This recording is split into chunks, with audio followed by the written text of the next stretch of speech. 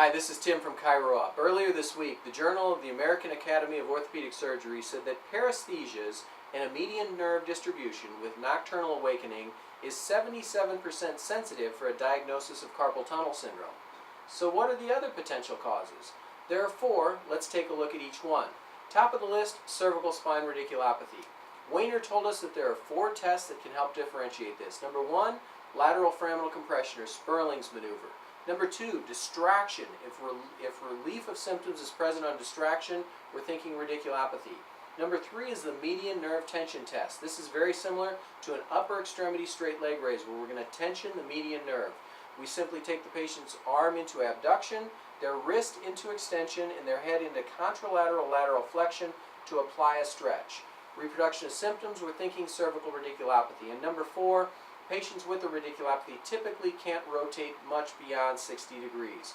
When all four of those are present, there's a 99% chance this is a cervical radiculopathy.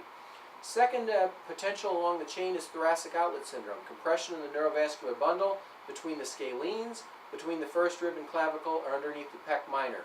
The Journal of Sports Rehab said that there are four tests that can help us with this. Number one is costoclavicular, going into an exaggerated military posture while we're monitoring the patient's pulse and looking for symptoms. Number two is Wright's test, which is the patient in a neutral position and I move their arm into hyperabduction, looking for the same thing. Number three is the Cyriax release maneuver. Patient moves into a typing type position as though they're at a workstation and I lift up on their shoulders, holding that for 1 to 3 minutes. Changing from numbness to paresthesia means there's a release of that thoracic outlet, and that's predictive. Number four is supraclavicular pressure, simply applying ischemic compression over the top of that neurovascular bundle.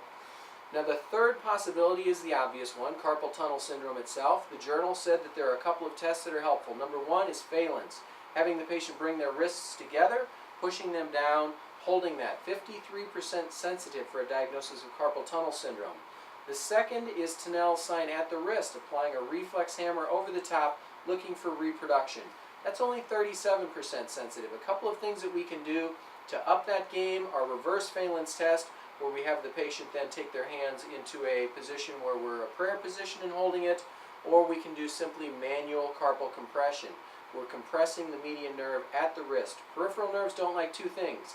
They don't like compression and they don't like traction. So that's how we try to reproduce those symptoms in each one. Now the fourth possibility is one we don't often think about. It's called Pronator Teres syndrome. The Pronator Teres muscle travels from the medial epicondyle to the mid shaft of the radius, and the median nerve travels underneath that muscle about right here. If that muscle is tight from excessive manual activity, we can get paresthesia or at least aggravation of the median nerve in that distribution. The differentiating factors for this problem are, number one, Tinel's sign is not going to be positive at the wrist typically, but will be positive at the pronator muscle. Number two is that phalanx test is typically going to be negative because we're not affecting the pronator. Number three is that there's generally going to be tenderness or a reproduction of symptoms upon ischemic compression at the pronator or at its attachment at the medial epicondyle.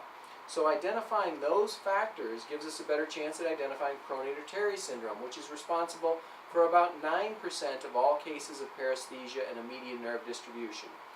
If we keep all four of those in our differential each time, we'll have a better chance at having a better outcome, our numbers go up, and we do become the undeniable best choice for patients and payers alike.